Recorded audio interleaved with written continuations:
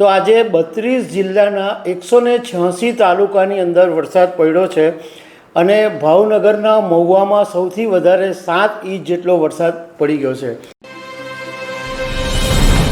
નમસ્કાર દર્શક મિત્રો, આમ તો ચોમાસાની જે સિઝન છે એ 15 સપ્ટેમ્બર 2024ના દિવસે પૂરી થઈ જવાની હતી, પરંતુ આજે 29 સપ્ટેમ્બર છે, પરંતુ વરસાદ રોકાવાનું નામ નથી લેતો।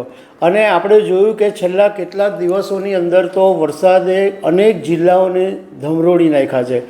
હવે હવામાન વિભાગે આજે રવિવારે 29 સપ્ટેમ્બરના દિવસે 10 જિલ્લાઓમાં વરસાદની આગાહી કરેલી છે, તો એના વિશે હું તમારી સાથે વાત કરીશ। મારું નામ રાજેશ શાહ છે અને તમે જોઈ રહ્યા છો ખબર છે.com।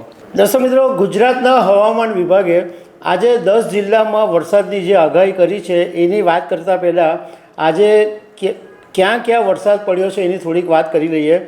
તો આજે 32 જિલ્લાના 186 તાલુકાની અંદર વરસાદ પડ્યો છે અને ભાવનગરના મહુવામાં સૌથી વધારે 7 ઇંચ જેટલો વરસાદ પડી ગયો છે। સુરતમાં પણ આજે સવારથી ઝરમર વરસાદ ચાલુ જ છે અને અત્યારે જ્યારે હું વાત કરી રહ્યો છું ત્યારે પણ ધીમી ધારે વરસાદ સુરતની અંદર પડી રહ્યો છે। હવે વાત કરીએ કે ગુજરાતના હવામાન વિભાગે આજે એટલે રવિવારના દિવસે 10 જિલ્લાની અંદર યલો એલર્ટ આપેલું છે।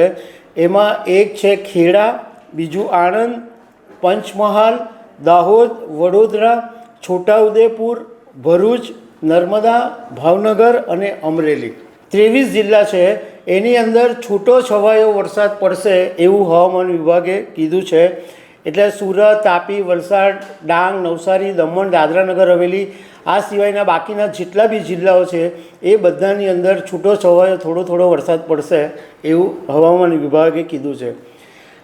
આ વખતે ચોમાસાની શરૂઆત પહેલાં જ એવી આગાહી કરવામાં આવી હતી કે આ વખતે 100% જેટલો વરસાદ પડશે, પરંતુ એને બદલે બન્યું એવું કે 100% વરસાદ તો ક્યારનો પડી ગયો, પરંતુ એના કરતાં પણ વધારે વરસાદ વધ્યો। ઓલ ઓવર ગુજરાતની વાત કરીએ તો 136% વરસાદ અત્યાર સુધીમાં પડી ગયો છે। સૌરાષ્ટ્ર કચ્છની અંદર અત્યાર સુધીમાં 72% વધારે વરસાદ વરસી ગયો। અમદાવાદમાં 19% વરસાદ વધારે વરસ્યો। દક્ષિણ ગુજરાતની અંદર ટોટલ 141% જેટલો વરસાદ થયો। પૂર્વ મધ્ય ગુજરાતમાં 132% જેટલો અને ઉત્તર ઝોનની અંદર 114% જેટલો વરસાદ પડ્યો। એટલે એમ કહી શકાય કે આખા ગુજરાતની અંદર ઉત્તર ગુજરાત એવું છે કે બીજા બધા જે ઝોન છે એની સરખામણીએ ઓછો વરસાદ છે। તો દર્શક મિત્રો, આવી અનેક વાતો સાથે અમે તમને મળતા રહીશું। Thank you very much.